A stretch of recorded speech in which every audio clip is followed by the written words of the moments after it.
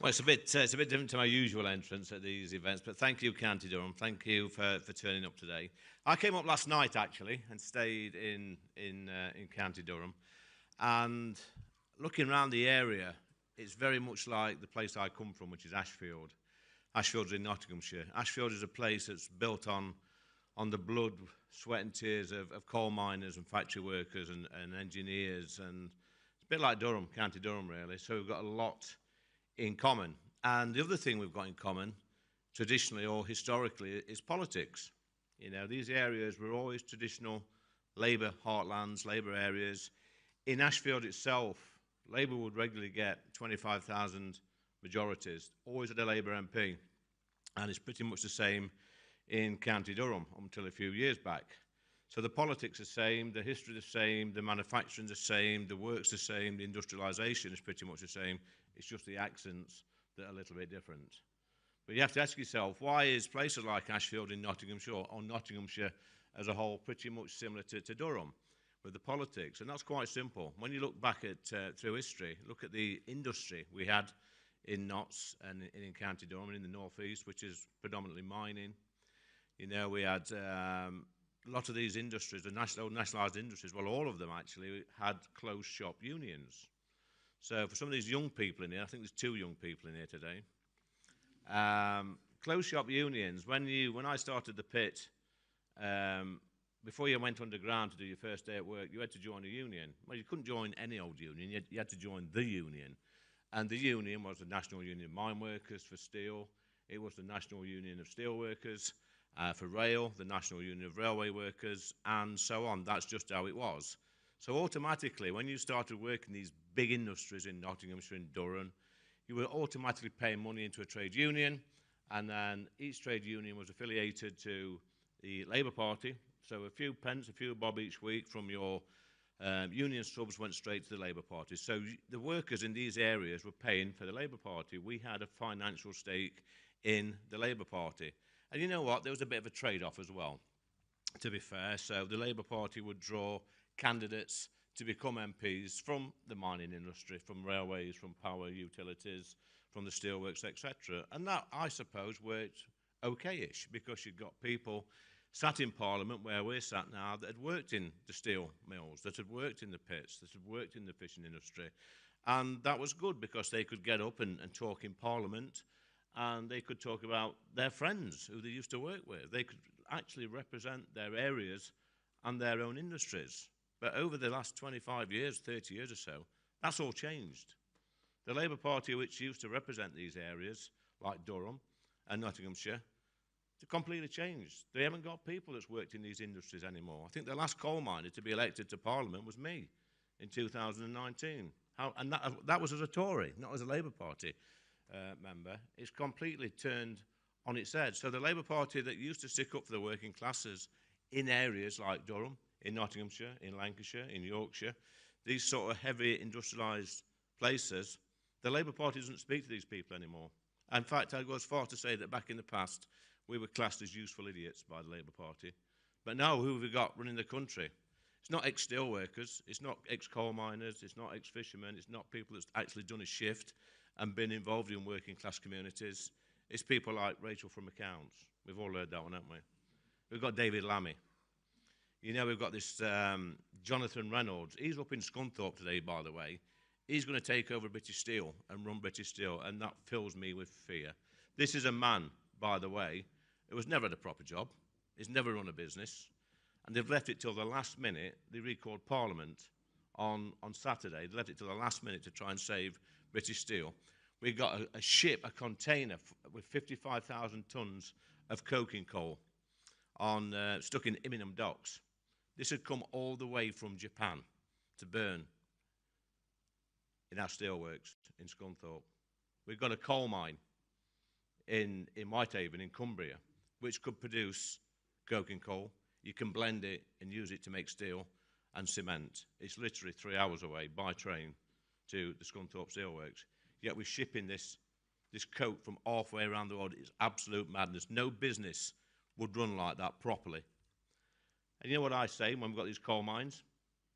I'd say dig, baby, dig, like they do in America. Drill, baby, drill. We've got the coal. We've got the materials, we've got the skills, we've got the people. But the Labour Party don't want that anymore, do they? Because they've got a huge majority in this country. They are running our country. In fact, they're running our country into the ground, and they've turned their backs on the working classes, the very people that put them there. What's the first thing they did when they got into government? They took the winter fuel payment off our poor pensioners. They've attacked the disabled. They're not interested. They're not interested in working class people in communities like Ashfield and in like County Durham. They've totally turned their backs on these people. And my area was full of Labour Party members. We had Labour councillors. And the one thing you look at when you look up and down the country at these red wall areas, because make no mistake about it, Reform are going to win these red wall seats at the next election. We're going to make massive gains, I think, in the local elections. I know we are. But you look at these red wall areas up and down the country, and they've got a few things in common. They've all been run down. They've all lost the industry. The high streets have all just packed up. All the pubs are closed. And what they had in the last 40, 50, 100 years, these areas, they've had Labour MPs and they've had Labour councils. And the Labour Party, the Labour MPs now back in these areas, and they're doing more of the same. They're ignoring working class people. They got in because the Tory party was so bad. Reform UK came second in a lot of these seats, but the only reason they got in, like I say, is because the Tory party was so bad. And they're going to do more of the same. They're going to destroy these communities. I see them on the benches in Parliament. I sit there with Nigel and Richard and James, and you look at them and you think, what a clueless bunch of people these are. They've never had a real job in their life. They don't get out in the communities. Half of these MPs that's in the northeast, they could walk down the street and nobody would actually recognise them. But the good news is, have no fear, Reform UK are here. I was speaking to some members earlier on. I was in Runcorn last week. I was in, Lancashire last week at Blackpool. I was in Runcorn the week before, speaking to members. They are so enthused. They are so up for the fight, because you people in this room, candidates and members, you're our last chance to save our great country. And we will get our country back, I'm confident. I came into politics by accident about 10 years ago as a local councillor. I can see the changes that people can make at a local level, much quicker, actually, than you can do at a national level. But, you've got to step up, you've got to fight for our country. And Reform UK are the only party in this country speaking up for the working classes. And in places like Durham, and in Nottinghamshire, and Derbyshire, and Lancashire, and South Yorkshire, all these places that's got elections, people are going to come out on May the 1st, and they're going to back Reform UK and help. This is the first step, because I hope, I'm looking at some people over here, candidates, that in 3 or 4 years' time, some of these will be sat on the green benches in Parliament, speaking up for people like you. But I'm going to shut up now, because you've not come to listen to me. I can tell that by your bored faces. There is a man, a quiet-spoken man, who goes by the name of Nigel Farage. He's here today. I've just been speaking to him backstage, actually. And he is probably the main reason that I joined Reform UK, because I see him as the man, the only man that can save our great country. He was once described by the leader of His Majesty's opposition as a reality TV star. That's all he is. But I tell you what, he's not, because the Tories are frit to death of him. The Labour Party are frit to death of him. Anybody on the left, I think the Guardian's in here somewhere, they're probably frightened to death of him. His old Guardians there, look. They're frightened to death of him. And I tell you what, he speaks up for the working class people. He speaks up for everybody, really. Anybody with an ounce of common sense, he speaks up for them. They are scared to death of him. And they better be scared of Nigel Farage, because come the next election in 2029, I'm going to be following him, I hope, through them gates on Downing Street to number 10 to have a cup of tea with him and wish him well for becoming our next Prime Minister. So without further ado, I'm going to welcome on stage, without the music, Nigel Farage.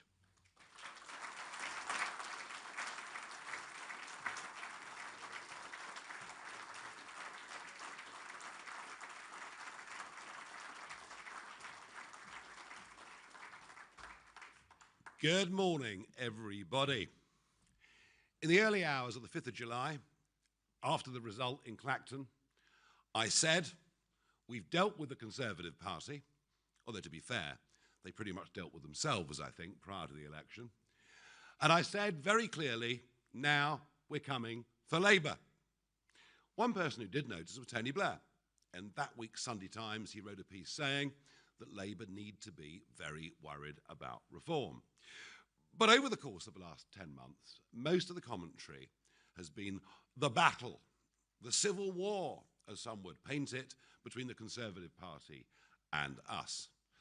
But actually, quietly, we've been forming branches, vetting candidates, getting leafleting, getting campaigning, and doing it very much in the Labour parts of the country. And I promise you that something is happening out there. A little bit of evidence for you.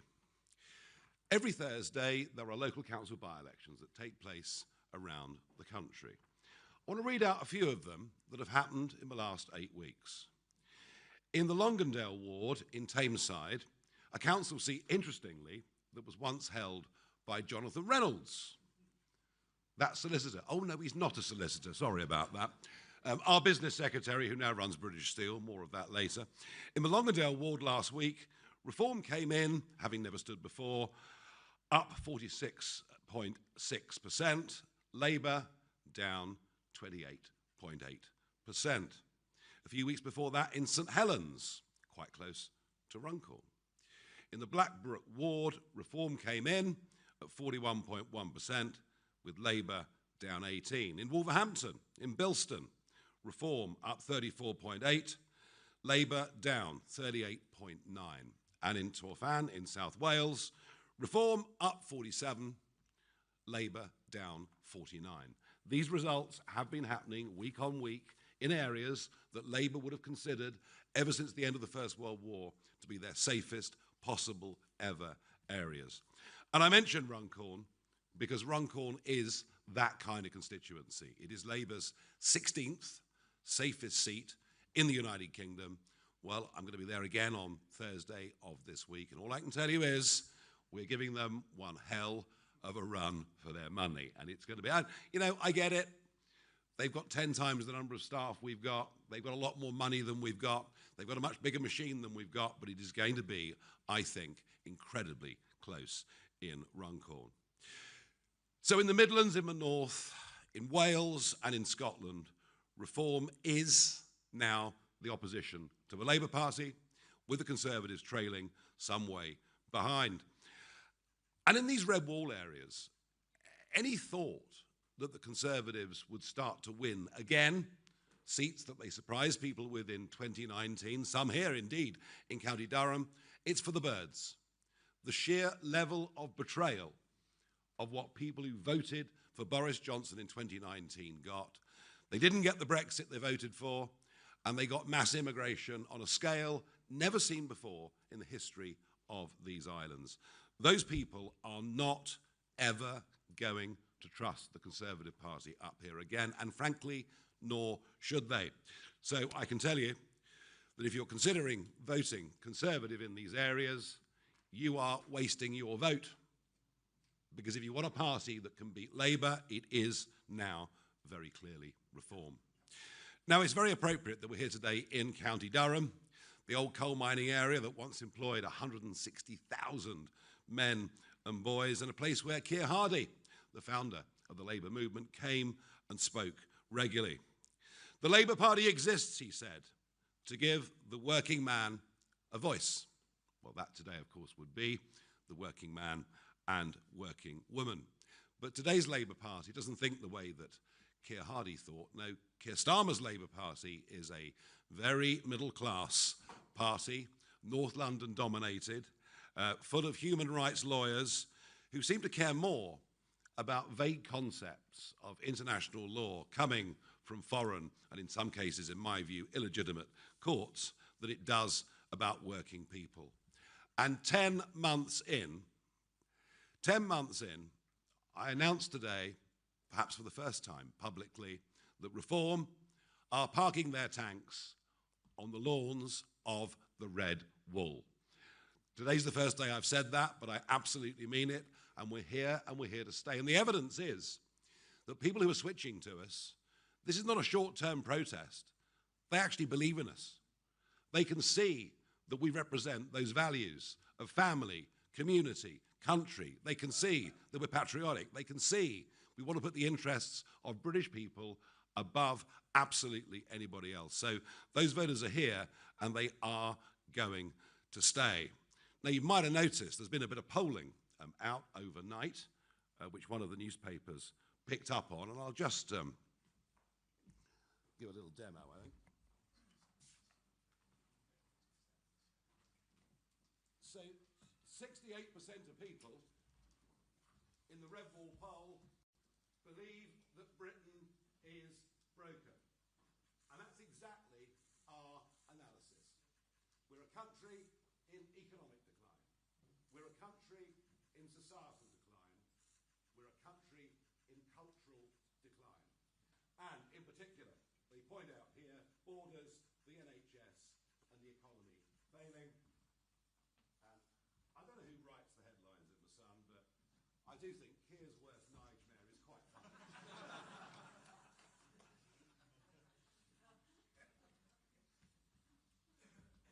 Well, if we go on like this, it'll be Nightmare on Downing Street, won't it? But there we are. What is really interesting here is if you look at that polling, that compares and contrasts where the parties are in the Midlands and the North compared to the 4th of July last year. The numbers couldn't be clearer. Reform are up 12%, and the Labour Party are down 12%. Our support is coming directly from people who have been, in many cases, lifelong Labour voters. And yeah, I get it, I understand it. Working people feel that they pay more and more tax, and yet in terms of the services they get at the other end, they get less and less and less. And they know we're in economic decline. They're not conned by GDP figures. Oh, GDP was up 0.1% this quarter, or 0.4, or whatever it is. But it's a completely false measure of how we're doing as a country. Why? Because gross domestic product measures the activities of all of us in a country. And if you pile in an extra 750,000 or an extra million people into a country, is it any wonder that your growth figures show that it's rising? But what does it mean for the individual? Well, let me tell you that gross domestic product per capita has fallen for 6 of the last 8 quarters. And I don't see any signs of that changing at all. In terms of social and cultural decline, well, it's Easter coming up, but you wouldn't know that listening to the BBC. You wouldn't even know that it was a Christian festival. It's as if we're almost embarrassed about what we are and who we are as a country. So, in the Red Wall and right across the North and the Midlands, Reform is currently polling on this opinion poll at 30%, with Labour at 27%, and the Conservatives on 22%. And I have to say, for us, that represents, I think, pretty astonishing progress in the space of just 10 months. And I'm very, very proud of the collective efforts of everybody that's been part of that. I said back on that day when I said we'd take on Labour, I also said that I would professionalise and democratise the party. And boy, with over 400 branches now set up around the country, we're really beginning to hit our stride. Now, the figures make it clear. In the Red Wall, a Tory vote is a wasted vote. If you want to beat Labour, you've simply got to vote for us. But there's other data in those polls that I think is equally significant and interesting. And in particular, change. Vote Labour, vote Keir Starmer for change. That was what they told us. And yet, if you compare and contrast who they think, these Red Wall voters, most represents change, they choose me over Starmer by 35% to 22%. That is a pretty astonishing gap. And I'd pick out one other stat, and I know the press have got the full readout, one other stat that I think is significant, especially for a Labour Party, and for me saying it here, in County Durham, represents working people. Which party leader best represents working people? And on that, I've got an 8-point lead over Starmer. As I say, something really is happening out there. Now, we've conducted this polling. We are thrilled with the results. Labour have known these results for a long time because they're constantly polling and they know what's happening, which is why the Labour lie machine is in full groove. We see it in the House of Commons every week. We're certainly seeing it in the by-election in Runcorn, and we'll see it, I'm sure, here in County Durham and elsewhere. They're digging up the old Russia conspiracy theory, which somehow people seem to be so fond of.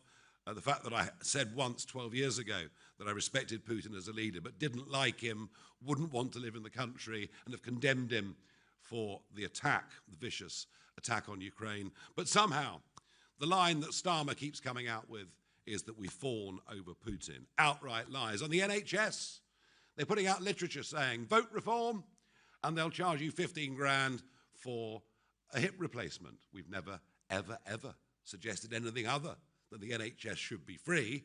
What worries us is all the tax money that goes in, how badly it gets spent and allocated. And I think with Britain is broken. Maybe the Prime Minister doesn't realise this, but the vast majority of us realise the NHS is not working as it was intended and needs radical reform. Of course, one of the problems is that 7.2 million foreign-born people have signed up with GPs in the last 10 years alone. Can you believe that? 7.2 million people extra. So don't be surprised if there's a big queue to get, an appointment with your local GP.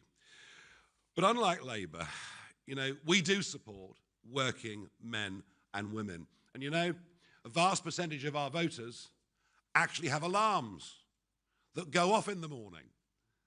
Yet, no, really, they get up and go to work.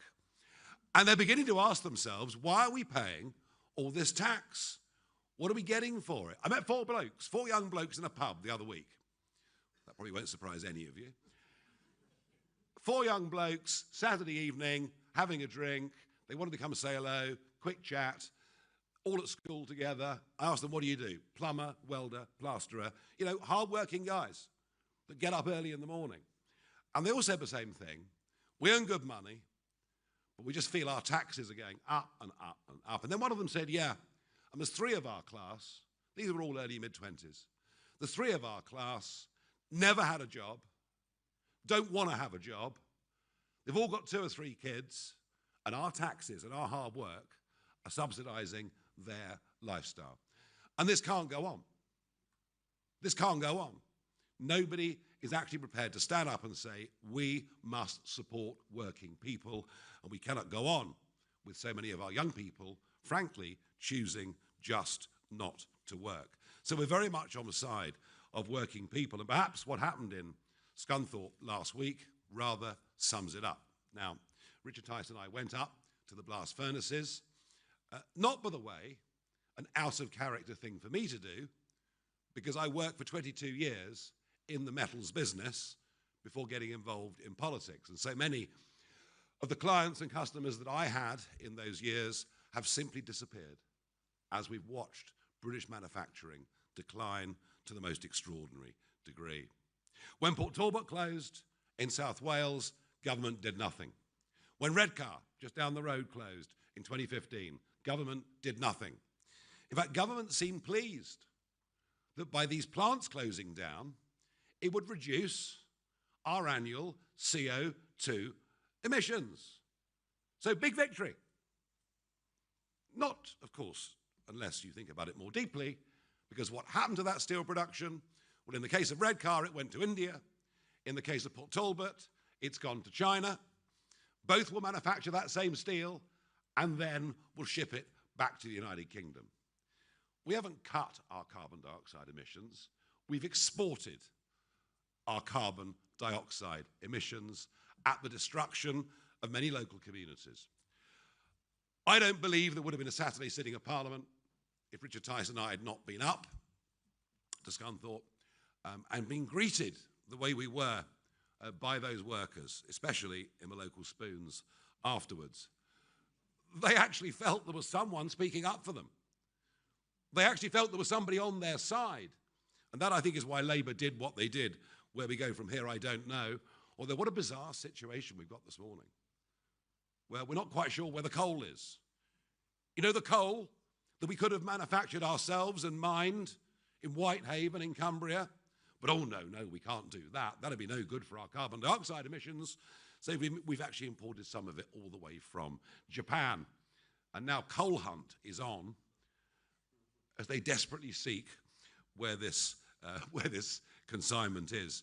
We're living through a period of net zero lunacy, something that the Conservatives signed us up to, wrote into law, and believed in as if somehow it was their new religion. And this, of course, now being followed up by Red Ed, who is the high priest of this, who is determined to cover our agricultural land in Chinese slave labor-made farms, solar farms, and to despoil as much of our coastline as he possibly can. But it's okay, Labour told us in the election, because vote for us, and with our energy policies, we'll bring down the average family bill by, do you remember this? £300. It's quite an attractive offer, wasn't it, to the electorate? As of the 1st of April, the average family bill hasn't fallen £300, it's risen by £281. Almost the complete opposite of what they said. And when you think that 10 million people, 10 million pensioners have had their winter fuel allowance taken away, and most of them because during their working lives they'd saved for a small private pension and therefore don't qualify for pension credit. So you get hit in this country when you work, but you also get hit as a working person even when you've retired, and they have to pick up that cost. We have the highest industrial energy prices in the world, and we're witnessing an industrial massacre. It's going on in chemicals, it's going on in refining, it's going on in cement making. We no longer produce aluminium in this country. Both of our major smelters have closed down, and steel is just one of a long line of these disasters. And I understand that industries through decades can change. Some become obsolete, and you need to find replacements. But we will be using steel.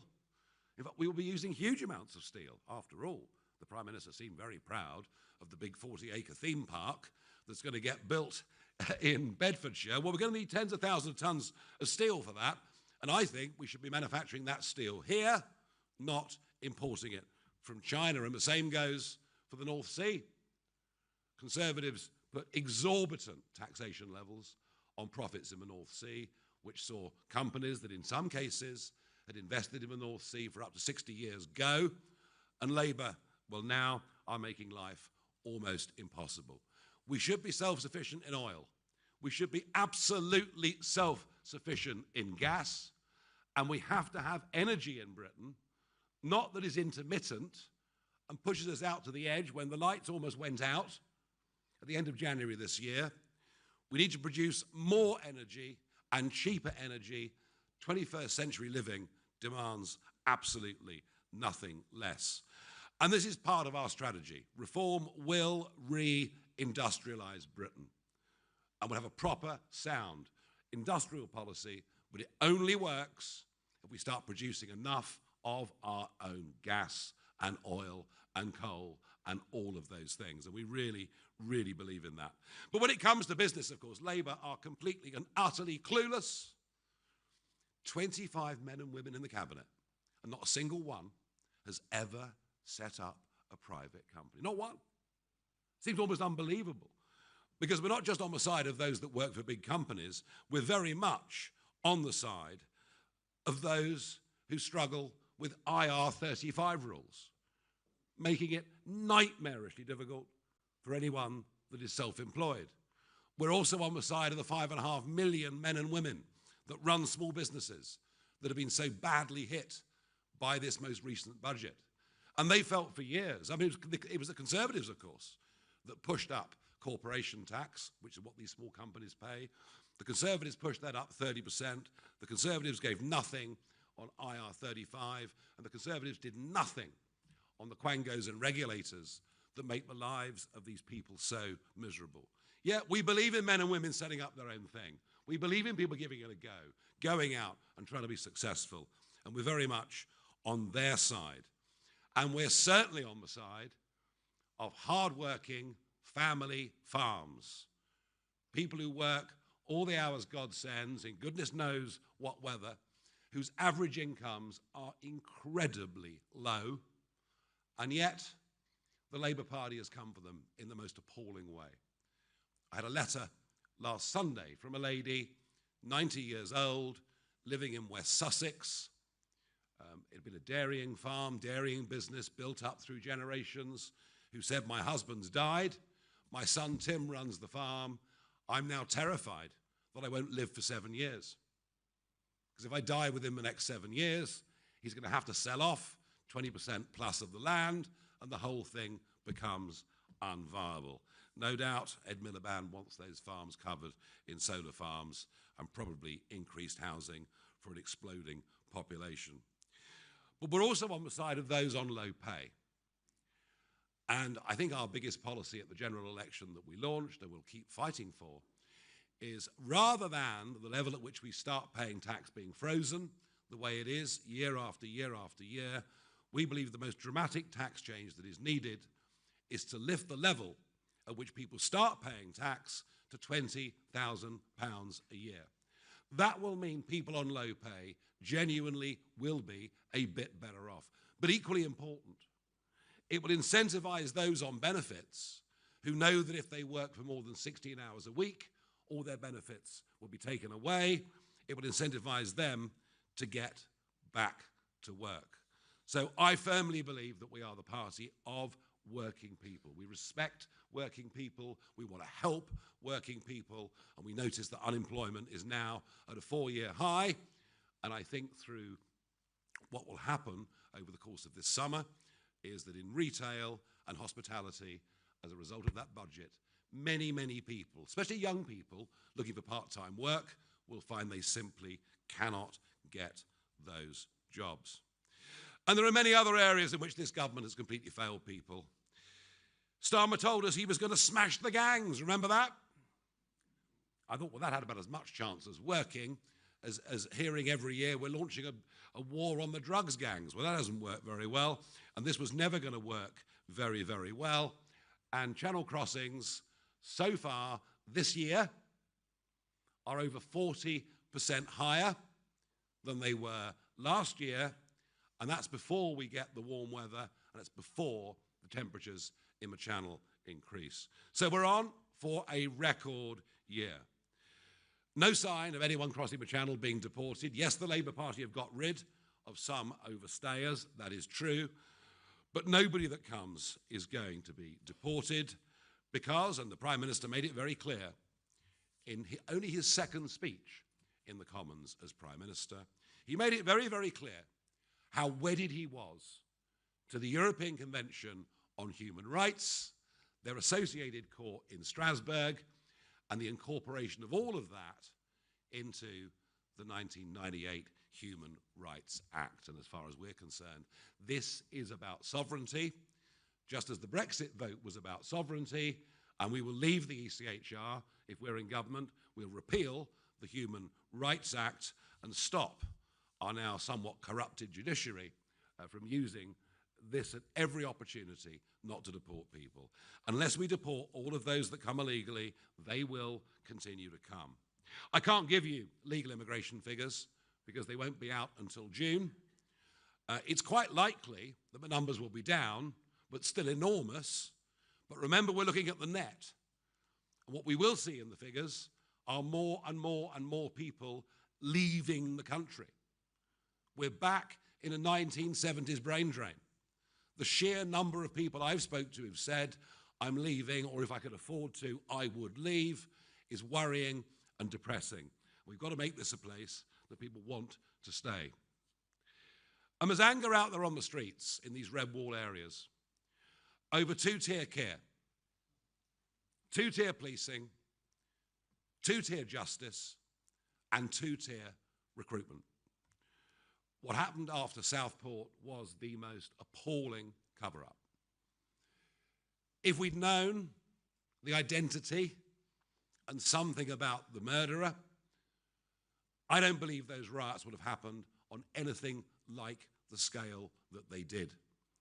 But in a vacuum, of course, some crazy conspiracy theories were allowed to flourish. But what was clear is that people that rioted, or people that said intemperate things online in their upset and their anger, in some cases mothers of young children who wrote intemperate things online. They shouldn't have written them, but perhaps given the context of what had occurred, you can understand why emotions might have got a little bit out of control. They're all hoofed off to prison, whilst the men that committed those vile attacks at Manchester Airport, nothing happened to them. It wasn't until we, the Reform MPs, threatened to take a private prosecution that actually the government and the CPS kicked into gear. And we see this every single day. We see recruitment policies in police forces, recruitment policies in the NHS, designed to put ethnic minorities to the top of the list against white people with more history in this country. And we think not only is that a disgrace, not only does it mean you won't necessarily get the best people into the right positions to do jobs, but we also think it is a huge insult to the people of this country, who are the most reasonable, open-minded, decent people you will find in any Western nation. And we always have been, and we always will be. We do not believe in DEI and that madness in any way at all. But it's all part of the North London human rights lawyers being completely out of touch with ordinary folk, being completely out of touch with working people. And in our party, this Reform People's Army that we're building, and I'm seeing it every day as I go to, I was in Devon yesterday, I was in Gloucestershire yesterday, I was in Cornwall yesterday, I'll be in Lancashire tomorrow, Runcorn Thursday, and everywhere I go, I meet our candidates, I meet our activists, and it's really interesting. Some come from a centre-right background, some come from a centre-left background. It's not about left or right, it's about values. And it's about believing that our country is going down the tubes. It's about understanding that Britain is broken, and that without the right leadership, without the right change of mentality, that I think most of us feel within a decade, it frankly won't be a place worth living in. And we are damn determined to turn this round. We fully intend to turn this round, and we're actually the most optimistic political party out there, because we believe we can and we will turn this around. Get that pendulum to come back in a different direction. Get the attitudes of people towards work, towards success, towards life, towards their community. We believe all of that can be turned around, and that is our historic mission. And I'm hoping on May the 1st that we will surprise you all with the results we get in the mayoral, the local, and indeed in the Runcorn by-election. We are the party of working people, and broken Britain deserves nothing less. Thank you very much indeed.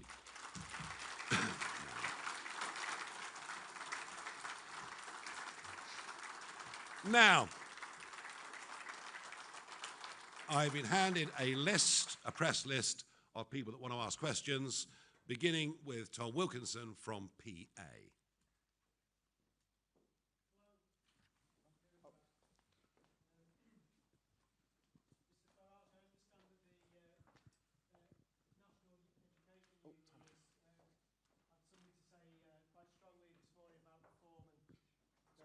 Saying that it's a racist party. Sorry. I don't know if you can hear me now. Yeah. I did hear you. I heard the question. For those that didn't hear, it was about the National Education Union, led by a self-declared Marxist, Daniel Kabidi, somebody who is absolutely determined that our children should be poisoned at school. Their minds should be poisoned about everything to do with this country, its history, what it stood for, and what it's fought for. And as far as reform's concerned, yeah, he is encouraging literally indoctrination of teenagers in our schools by telling kids that Reform's a racist party, Reform's a bad party, and kids that speak out against that face disciplinary action. And I get reports of this come in via email every single week. I'll make one thing very, very clear. If we win the 2029 general election, we will go to war with the National Education Union and all the left-wing teaching unions. People should be taught objectively, fairly, and should be taught critical thinking, where kids can make their own minds up what they believe and not be indoctrinated. I think the man is an absolute, total disgrace, and as you might be able to tell, it makes me pretty angry. Thank you. Michael Knowles from The Express. Michael Knowles has a question. Where is Michael? There he is. Nigel, thank you very much. What will a reform-led council look like? How can you guarantee voters that they won't end up with the same frustrations that they have with Labour and the Conservatives? No political party would ever guarantee anything, but you can say what you're going to do and then be judged on whether you've done it or not. I think point number one is, frankly, we've got to get the auditors in. We've got to see the long-term contracts that many of these county or unitary authorities have signed up to. We will look at the sums spent on DEI. We will look at the £500,000 being spent on ergonomic chairs for staff of Lancashire County Council. We'll look at the £18,000 spent on driving lessons for cross-channel migrants. And I could go on with a list as long as your arm. 10 million a year, quite common for a county council to spend on agency staff. Work from home, almost accepted as being part of what you do. No, a massive change of culture, Michael. That's what we're going to bring to these county councils. We need a sort of British equivalent of Doge in every single one of these councils. And that is where we begin. And by the way, I'm not pretending it's easy. You know, there's less money from central government. There's more demand for social care, for an aging population. SEND for children who got problems, of course, has multiplied as a result of the catastrophic repeated lockdowns. I'm not saying we've got a magic wand, but what we can do is clean it up and make a very good start. Bill Edgar from the Northern Echo. Hi, you said that, well, Lee Anderson has spoken about it this morning as well, how the similarities between County Durham and other areas like Nottinghamshire. You were here in County Durham just last week. Why have you come back once again to give your speech today? And I'll be back again, because this is day 2 of week 3 of me on the road. I'm taking the May the 1st elections very, very seriously. I'm here in Durham this morning. I'll be in Northumberland this afternoon, and I shall go on doing, you know, a couple of counties a day, some of them repeatedly, between now and May the 1st. We are running to the line. This is our first big test since that general election last year. But of course, there are some particular councils in which we fancy our chances more than others. And I think, working for the Northern Echo, you might have worked out that County Durham is one of our target areas. Okay. Yeah, I kind of thought the gathered audience might like that one. Well, a lot of you are going to be councillors, and a lot of you have the responsibilities to face up to from the question that Michael Knowles of The Express asked a moment ago. Tony Maguire, GB News. Hey, good afternoon, Nigel. It's just a question of, we heard today that the UK government can't rule out another Chinese owner of steelworks factory. Just to get your reaction to that, but also maybe your take on how much of an uphill struggle Britain might be on if Chinese money dries up for our projects here. Well, look, I mean, it was the last government that sold out to China in every single way. Boris Johnson, of course, even wanted Huawei, despite their very, very dubious record, to get into the 5G network until I think a phone call from the Oval Office changed his mind on that particular one. At the time when British Steel was sold to Jinghe, Richard Tice and myself, and to be fair, Sir Ian Duncan Smith, spoke up very, very strongly against it. I genuinely believe that Jingay bought British Steel to close British Steel down, such that we'd be the only major nation on earth, actually, that would not be a producer of primary steel. And we've got this sort of halfway house at the moment. At least the government has done something. We have allowed China to get so deep inside our critical infrastructure, so deep inside our universities and elsewhere, and it's the Tories what done it, but it's Labour that are continuing with it. And we need a completely different rethink. And you know what? If that means less investment from China, then frankly, so be it. I don't want China in our nuclear industry. I don't want China in our telecoms. I don't want China in any of our critical infrastructure. They have increasingly, over the last decade, become a nation that is not a friend of ours in any way. So the answer to your question is, we'll live with it and we'll find alternatives. Thank you. Dominic Penner, Telegraph. Thanks very much, Nigel. You have said that you want to nationalise British Steel, actually outflanking Labour on the left versus their preferred plan. Are there any other industries that you'd want to nationalise? And just quickly on the bin strike in Birmingham, what's your message to A, Unite, and B, Birmingham City Council?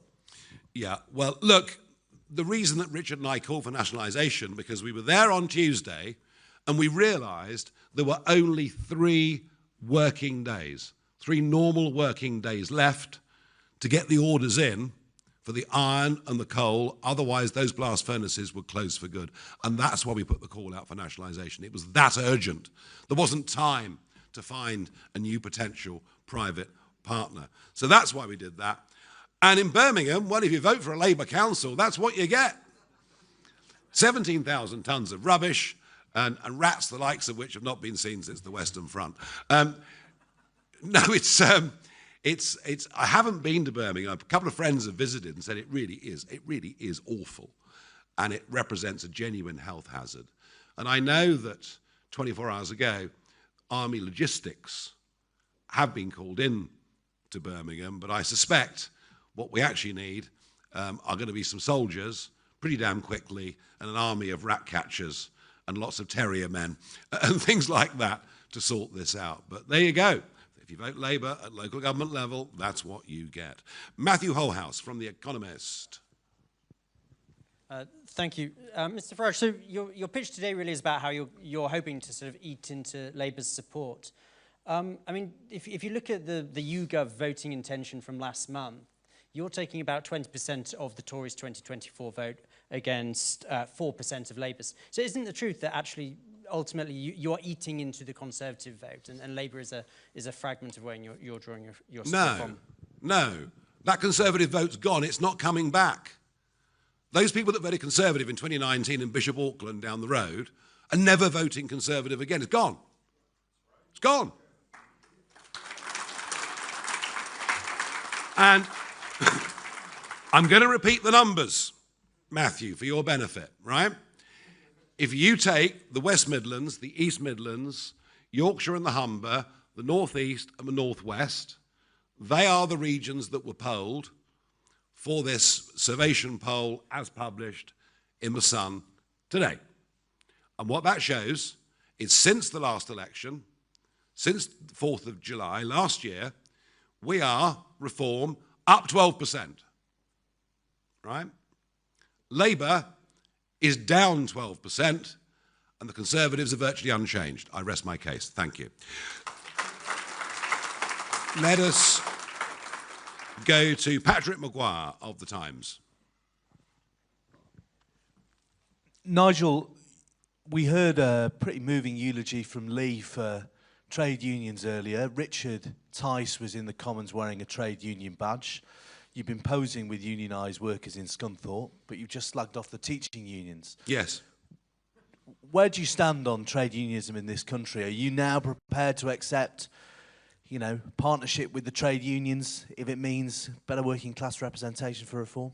We have to have a good partnership with the trade unions. I didn't slag off the trade unions, I slagged off a Marxist who's poisoning the minds of our kids and inciting violence against me and everyone that goes out and canvasses and campaigns for reform. That's very different. So, yeah, a pragmatic, sensible relationship between government and unions and companies is, of course, vital. No question about that. Harriet Simmons from Politics Home.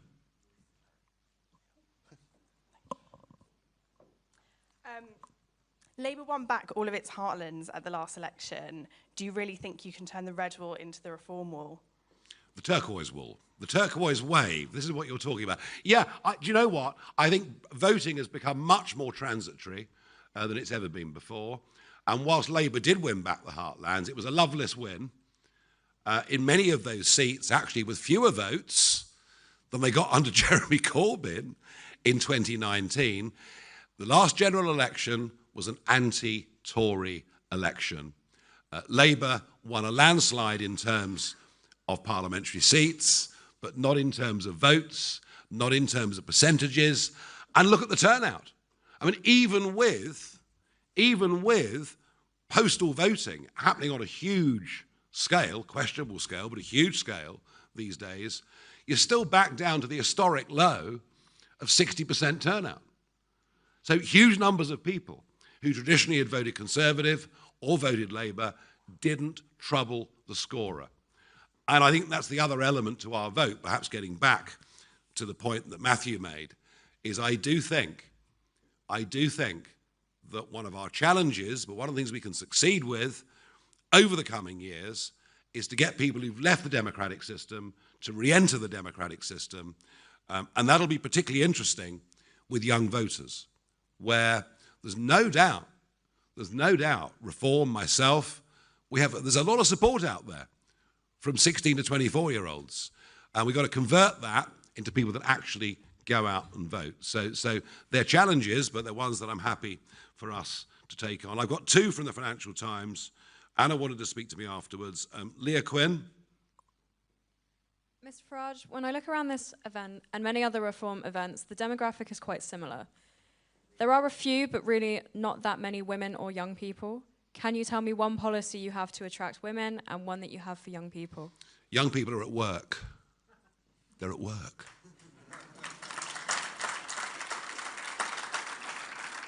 They're at work. And that's why they struggle. Normally, I do evening events, but I realise because of the press and the way you guys work in the middle of a campaign, rather than having 1,000 people tonight at 7 o'clock, we have 100 people and you guys at lunchtime, and it works for everybody. So our young people are at work. What I've been very struck by is just how young some of our candidates are around the country. Very, very young. We've even had an 18-year-old elected for district council in Kent recently. He's now going for county as well. So no, a lot of young people putting forward and standing for us. On the male-female thing, interesting. If you look at our general election score of 4.2 million, you see male, female, 58% male, 42% female. All right? Why is that? I think because men tend to instinctively say, I like that, I'm going to go for it. And women are a little bit more cautious. So well, hang on, let's just, think about this. It's why men make more mistakes than women generally in life, I think. But what's more interesting is if you look at what's happened between then and, say, the 12% increase here in the Red Wall or the increase across the country, then what you see, there's some actually we can give you the stats on this after the event. There's been some quite deep polling research done on this. If you look at the new support that's come to reform since the general election, it's now literally bang on 50-50. And I'll give you all of those numbers, I promise. Right, we're going to keep moving. Lucy White from Bloomberg. Hi, Nigel. You and Lee Anderson have both spoken about wanting to revive heavy industry in the UK. My family are actually also from Lee Anderson's constituency. A lot of them are still there. The truth is that, a lot of those industries were dangerous. They caused sickness in many families. They caused deaths in many families. Is this really the way forward that you see for the UK? And do you not hope for more lucrative and perhaps safer jobs for the British people? Lucy, none of these heavy industries, as you describe them, have a hope without cheaper energy. And indeed, some of the modern industries, such as the big data banks, you can't even build in Britain. We don't produce enough energy. If we weren't importing 12% of it every day from either Norway or from Northern Europe, the lights would go out every day. So we have to have more cheaper energy, both for old industry, but also for the new tech industry as well. And of course, I take your point that some of the old heavy industries were dangerous, but then construction, which is vital, is also quite dangerous. I fully understand that. I'll finish on this point. We have not been living through an international situation as dangerous as this, as potentially dangerous as this, at any point in my lifetime. I'm pleased that the government have announced an increase in defence spending, even if it is minute, but it's something. But we're going to have to spend a lot more on defence over the course of the coming years. We're going to have to build an awful lot of houses as a result of a 10 million increase in the population due to immigration policies of both Labour and Tory. We are going to need a lot of steel over the next few years. And steel isn't just another commodity. It isn't just something else that's produced in a plant or a factory. Steel is a vital strategic interest, and we have to have a steel industry. That's my answer to you. Thank you. I'm going to go to Chris Jepson of ITV Tyne Tees. Thanks, Nigel. You say you represent working people, but what do you have in common with voters here in the North East? You're a well-off former trader, but there's many working people here in this region that are struggling to make ends meet. I fully understand that, but I have actually worked. You know, I've not only worked, but I've set businesses up. I've employed people, and I've had some good times in business, and I've had some awful times in business when I've lost money some years. So I do actually understand how the real economy works. And yes, you're right. You're right. Right now, I'm in a more fortunate position than many others. You're right. I'm not going to deny that for a moment. But I would like those that are less fortunate to be doing a bit better. Do you know why? Because I care about my fellow man, and I certainly care about men and women from my country who I think deserve a better shot at life than they're currently getting. Okay, we're getting there. Just two more, folks, if you bear with me, and then some one-on-ones afterwards that I've agreed to do. Lewis Dennison from ITV National. Oh, I thought I was doing an interview. Let me pick one of my questions. No, well, yeah, just do one now. Go on. Have it the dry run. All right. The trade unions say that the bin strikes could spread around the country. What would you do if you were Keir Starmer?